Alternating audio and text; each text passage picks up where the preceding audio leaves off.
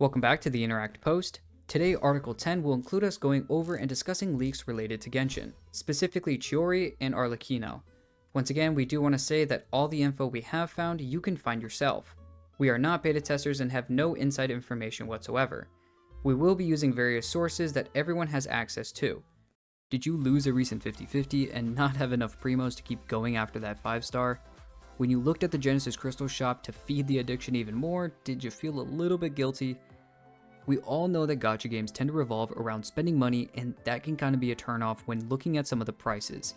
But thankfully, there is a better alternative with Loot Bar. Loot Bar is a platform that takes games' prices and drops them for you. They provide cheaper recharges for all types of games, including Genshin Impact. Now, you might be wondering like we were, wait, is it safe to use, or is Genshin even okay with this? Loot Bar has established a partnership with Razer, the official channel that Genshin Impact uses for recharging Genesis crystals. Because of this, your mind can rest at ease since it does not go against Genshin's terms of service.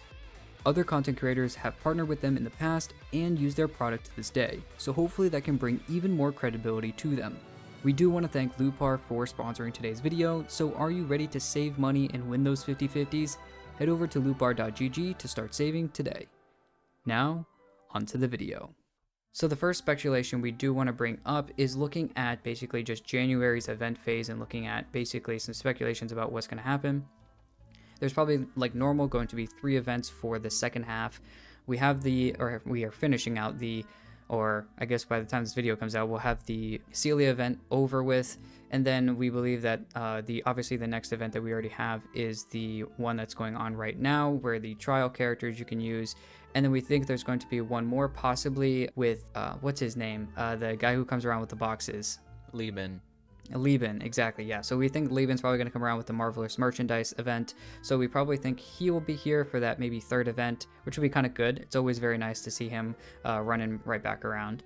So I don't know. What are you maybe hoping for? I know the 4.4 live stream is going to be on January 19th, and the 4.4 update should be on January 31st. What are you looking forward to, maybe Rift, at least for January?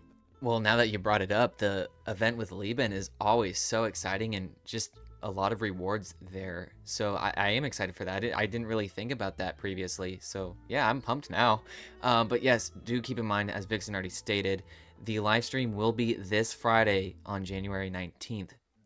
So if you're wanting to watch that and see all the official release of info and stuff like that and the banners, that will be on that date. And then the update will go live on January 31st, which is a Wednesday.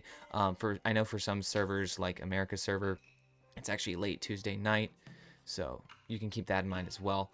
That's all that I have there concerning that. So looking at the next things, we're going to talk a little bit about the 4.4 banner just briefly here, because the rumors have kind of been going around.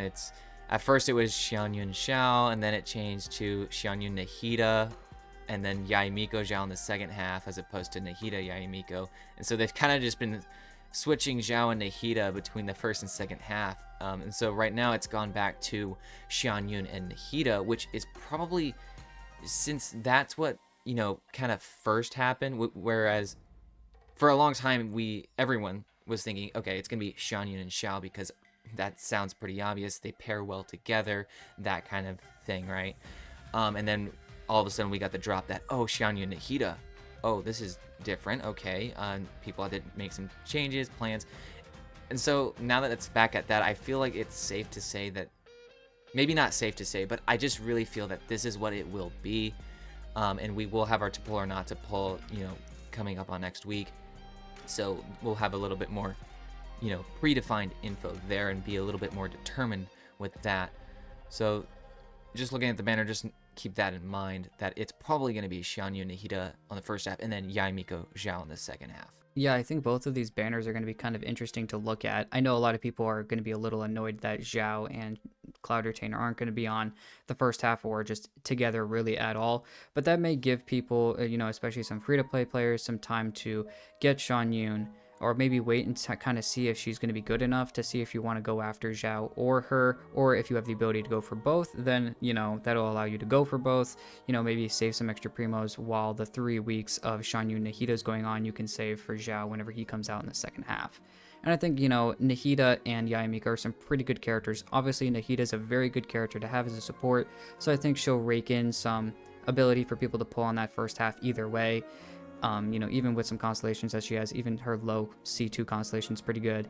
And then Yayamiko is just a really good off-field, you know, electro character to have. So, especially with that new Golden Troop set, I started running that on her. So, I think that's just another great character to start maybe pulling in some people to do. But looking beyond this, that speculation, we're going to be looking at the character release order for basically 4.5, 4.6, 4.7, and that's kind of where we'll stop. 4.8 is kind of unknown at this point in time. At the end of the day, all of this is subject to change, so obviously these are all speculations and leaks that aren't always for sure going to happen, but we believe that in 4.5, after this 4.4 era we were just talking about, 4.5 is going to have Chiori, and she's probably going to be the only new 5-star character there, and possibly the only new, you know, character actually to come out in 4.5. We don't know necessarily about 4 stars yet there, so we'll have to wait and see. I know a lot of people are talking about Ifka, which is like a desert girl. People have been kind of like the mummy girl people have been waiting for. She might drop in the Sumeru region. We think that also Arlecchino is probably going to be coming out in 4.6. This makes a little bit more sense considering normally the Harbingers have a lot to do with the story coming around and getting the second weekly boss. And that's usually tends to come around the time that we are looking at that. So we haven't had a boss to fight as a Harbinger technically quite yet. We fought the Narwhal for that weekly boss, so maybe we do fight Arlecchino, maybe we fight something along those lines, and that has a lot to do with her. So that could be something that probably comes around in 4.6. That's where we believe she's going to be. And then 4.7 is probably going to be holding both Chloron, which is that electro character we've seen with Navia, as well as Sijwin. She's going to, obviously, if you guys don't know, she was in the story. She was the doctor in the Fortress of Meripede, but basically at this point we can kind of see that this is the little bit of the character release order. So I don't know who you're looking forward to. I know Evka was one of them, and then Sijwin, obviously I know you're just obviously always looking at the 4 stars. So what do you think, Rift? Yeah, that's right. I have that, you know, thing for 4 stars. I always love to pull the 4 stars. But as far as 5-star characters, I'm not really too set on any one. Obviously, I don't really care for having Chiori. I didn't pull Navia. And I have Zhongli, I built Ningguang Noel, so like there are options there for when we'll talk about her kit later as a Geo character. But there's not much of a desire there, at least right now, I think it's safe to say. And then Arlecchino, I have Hu Tao. I don't know. I'm one of those people who I have to have the banner, you know, actually drop, and then it's like I feel like I can be more certain on my decision. It's not that I can't plan, but I've talked about this with you before, Vixen. I don't know, you know, it's something different for me, whereas you like to really pre-plan months in advance. You know exactly what you want to get, and then you get it, right? I'm more like, I play with the ebb and flow kind of, and I guess that's why I set my sights on the new 4 stars, because all I really care about are those new characters, just grabbing as many new characters as possible, because I just like to build the characters. Yeah, I think the characters here are kind of interesting, really cool. I think both 5 stars and 4 stars for a lot of people. So besides that, taking a little bit more of a deeper dive into, at least for right now, looking at Chiori and Arlecchino, and we'll have another interact post that will go over specifically some Natlan stuff, as well as looking at Chloron and Sijwin. But first, talking about Chiori, looking at what she kind of does. She does not seem to use geo constructs, just like a lot of other, unlike some other geo characters. So she's very similar to Navia, for instance, who doesn't have a geo construct that is put on field. Geo construct is like the Geo Traveler's, rock that he puts down, or the pillar that Zhongli puts down, or, Ningguang puts a Jade Shield up. Those are Geo constructs. It seems like Chiori is also a support character that is off the battlefield, which is something we've kind of known for a long time. But her E, or her skill, is when the active character deals damage, Chiori makes a coordinated attack, dealing Geo damage. This might be something similar to what Albedo does, or might help with Albedo. We're not too sure yet. It seems like this could be something kind of very similar to. Maybe basically just some extra Geo damage, I believe, off field, maybe even some reactions to create some, reactions going on. And then her burst creates an area that buffs the team based on the number of crystallized shards that are either created or picked up, and the amount of geo constructions on the field. this is where it starts to take a turn. A lot of people were thinking that Chiori was going to be the best for Navia, but considering also Navia doesn't have any geo constructs that are on field, it seems like she is a little bit more focused on characters, helping characters that are a little bit different. I know, for instance, actually, as well, now that I think about it, Ito doesn't put a construct on field. He throws out a little, his little cow, but that's kind of, I don't know if we really want to call that a construct. But yes, Ushi the construct. Ushi might be a construct at this point. We have no clue. But yeah, at least basically I think my point is that I don't think that she's going to be great for Navia. I think she's going to be maybe better for some different types of teams. This could totally change, but at least for right now, it doesn't seem like that's where Chiori is kind of facing. And who knows, maybe she could be good even without geo construct. It just kind of, depends on the scalings maybe she'll just be insanely good at buffing, kind of like Farina, and so she just naturally has higher value just because her scalings are so high. You know what I mean? So kind of like the whole thing with Navia's release. She's Geo, yes, and you hear people say Geo's bad, you shouldn't use it, the reactions are just terrible, there's no good damage. And while there's a hint of truth to that, Navia just hits like a truck, okay? And so she's got high scaling, high damage, and she had a high fun factor. So who knows, if Chiori is kind of like that, just hits hard from off field, maybe as a sub DPS, or just buffs just that good, then I think, there's some credence there to using her. And as a 5-star, she's, you would think she'd be good. Maybe she's more like very niche to certain things, kind of like Shenhe is for Cryo. I don't know. What are your thoughts on that, Vixen? I know you brought that up the other day. Yeah, and the reason I brought that up is exactly for what you said, as well as the idea that, she could just be a buffer in general. For my thought, I thought she was going to, before this leak came out actually, I thought she might help skill damage because like Shenhe can help skill, burst, normal, and charge attacks based on how you use her Shenhe's elemental skill. She can help different types of damage. And so it doesn't necessarily force her to work with, for instance, Ayaka, but she does extremely well with Ayaka and Ganyu. So I think that, you can still use her in other teams. For instance, I use Shenhe without a cryo DPS sometimes. I'd still use her with my Ayaka, but I use her with my my Wanderer. So just to help his normal and charge attack damage. So, for instance, there's just a different way that, I thought she could be used for other ways. And once again, these things can change. She may be heavily based off of geo constructs, and that may make her not very useful for Navia. If she's maybe more focused on creating the crystallized reactions, maybe she's going to be great for Navia. Maybe she's just an overall good buffer. Maybe she's a little underwhelming. I think at this point we can't say too much. But for me, at least, the way she's looking, it doesn't seem like she's going to be great for Navia. But I think that doesn't necessarily take out her usability just because she's not good for Navia. I think a lot of people, like you were talking about, expected Navia to change Geo. She's not necessarily changing Geo. She's just a really good character. And I don't think Chiori is going to change Geo just because she has a good, kit. She's just another great character that might just be a good pickup for anyone.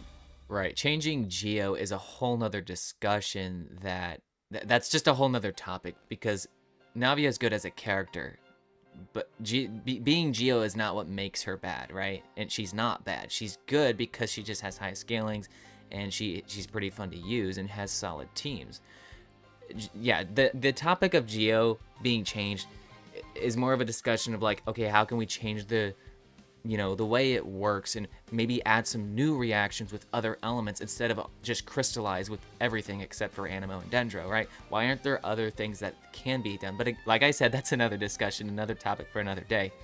One other thing I liked about Chiori's skill, actually, I like the idea of being a coordinated attack from off field. I don't know about you, but I just love the type of characters that have something like that, either tied to their skill or their burst. You just activate it, you can go to your main DPS, and they're performing a function. I'm thinking of characters like Yelan, Xingqiu. Those are the main two that always come to my mind. I just like mechanics like that, and so maybe, who knows, Chiori will have a fun factor that might make me want to pull for her. I don't know. Yeah, I think it's going to be kind of interesting to see what she's going to do and how she's going to change. I think once 4.4 comes out, once the end of, January is here and 4.4 is here, we'll get a lot more about Chiori. So hopefully in the upcoming weeks, we'll get some good leaks to bring to you guys.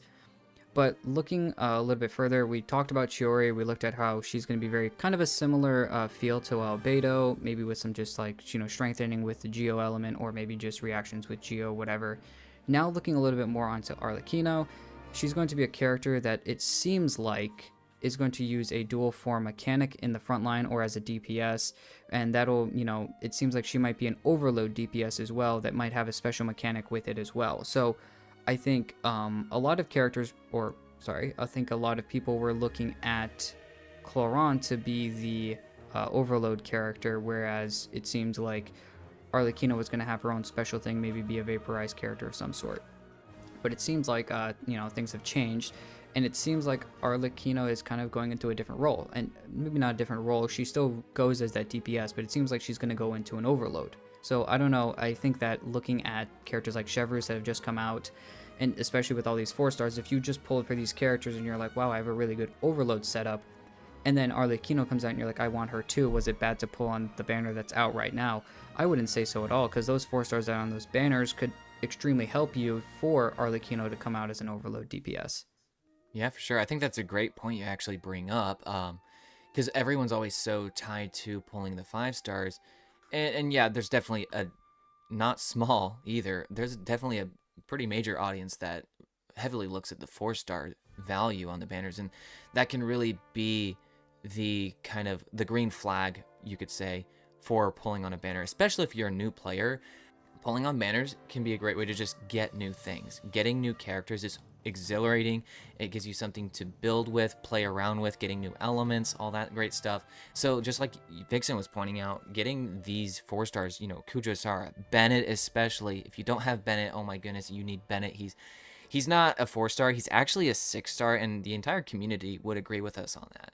So once again, if you don't have Bennett, you need to get Bennett. He's amazing, and he can help Arlecchino, not just by giving a massive amount of attack increase, if that's what she's going to scale on, which I would think that's what she'd scale on. We don't really know the entire kit yet, but you get, of course, Bennett's buff, you get Pyro Resonance already, and just some great application for an overload team. So I think there's a lot of value with that. Totally true, and never mind that he's a great healer as well, so you're really getting, your bang for your buck, and he's only a 4-star as well, so Constellations would be easier to get than getting Constellations for a 5-star normally. So that is just something to keep in mind. But moving a little bit further into looking at Arlecchino specifically, it seems like Arlecchino's first talent that she has as like a passive talent, it seems like it might be like Child, for instance, or he kind of has his normal attack has a +1 no matter what. It seems like Arlecchino's burst will have a +1 no matter what with that talent. So that might be something that we kind of, people might look into and kind of focus on. And it seems like you were talking about Rift, it seems like Arlecchino's a DPS that is going to be based off of attack and crit, and so that might be something that is going to be useful, especially once again looking at Bennett to be really, really good for him. So we'll, I guess, kind of just keep that on the back burner as well to kind of keep in your minds as we go on. But the last thing we do want to talk about is the artifact sets for 4.6. And we're going to be kind of ending this video off here. We have 2 artifact sets that we believe are going to be coming out. The first set is going to be helping Electrocharged, or the Electrocharged reaction, which is with Hydro and Electro. And we think that this is going to be good for Chloran, and we will talk about, once again, Chloran in the next Interact post, and that'll be coming out later, so we'll talk about that later. But getting right into that second set, we believe is going to be for Arlecchino, especially if she's going to be based off of Overload. This second set is going to help the Overload reaction. Now, I'm not sure if this is going to be helping the DPS itself. I would think so, very similar to how a new set came out for Wanderer. When he came out, he had a new set that helped him extremely well. I would think that they would have a set come out for the Harbinger, Heart of Depth for Child, and then or Tartaglia, and Wanderer getting his own set as well. So I think the second set is going to be extremely good for that. It could be a set that, even if it is for a more supportive character, Chevreuse is right here. So if you have something like the Overload reaction that is good even as a support character, that just makes Chevreuse even better for your account to help buff. But I really do think this is going to be for the damage characters. So even if you maybe do something niche with, Raiden, or you do something niche with Yoimiya, and with these 4-star characters, like once again we're talking about with these banners, that might be something you do instead. If you already have Hu Tao as your vaporized DPS on your team, and all of a sudden this overload set comes out, and you're looking at Yoimiya, like me for instance, who doesn't really have a lot of usage on your account because Hu Tao is just, in my personal opinion, is just a better damage dealer, or at least a vaporized team damage dealer than Yoimiya, or I at least have more fun with her. So Yoimiya doesn't get much use on my account. Well, maybe I might think about putting an overload, set on my Yoimiya. Yeah, I really like the idea of you talking about that, because I really think it gets the idea across that just because you have a pyro DPS doesn't mean you need to not, and no matter what you do not pull a pyro DPS because you already have Hu Tao. If you're a veteran player, pull Yoimiya or Lenny if you want, like even if you already have Hu Tao. I don't think that should stop you, because you can always assign different roles. It's kind of, I think another great example is Ayaka and Wriothesley. Ayaka is, I feel like she can be more dedicated to be better than other cryo DPSs, arguably speaking, in a freeze team. Whereas Wriothesley might have more potential in a melt team. And you can switch that around, make Wriothesley your freeze guy and Ayaka be the, melt build. And that's okay too. The idea is that, well, now you don't have to switch stuff around, and you have 2 cryo DPSs that use 2, different reactions, and can use 2 teams for the Abyss, even if you wanted to do that. So I like that. But talking about this overload set for Arlecchino is very exciting. I know you, Vixen, you really want Arlecchino. Oh, she's coming home no matter what. Yeah, we've even talked about you getting the C6, so no promises on that, guys. Don't hold us accountable for that. If something what happens when I pulled for Raiden C2 happens again, maybe there might be a C6 in my future, so we'll see. If something like what happened with you and Raiden happens again, I may just quit. No, I'm just kidding. Anyways, my thoughts on this overload set, not just being for, Arlecchino, but being, viable on a lot of other characters that you want to just use in an overload team, much like you already pointed out, Vixen. I may just use this on my Chevreuse. I have built, and I'm actually still currently finishing her, Chevreuse, that is. I've actually built her on a damage route. I'm not going for healing whatsoever. Now, if I get HP in my substats, I'm not necessarily counting that as a bad stat, because I know she does use that to give attack in her passive to other characters, and it does make her healing from her skill better. So it's not a bad stat, but I'm really just focusing on crit and attack mainly for the scaling of her personal damage, because I just want to have damage Chevreuse. It's like having a second Xiangling on my account. And that's another, I think, good point about Chevreuse. She's kind of the second ever only pyro healer outside of Bennett. Like, that can be a dedicated healer is what I'm saying. We've always had Bennett as a pyro healer, and we kind of been wanting, okay, when's another dedicated pyro healer gonna, release? And I think Chevreuse is that, and she can do that for you. So when we get this new set, I'm curious to see if this can be used on Chevreuse especially well.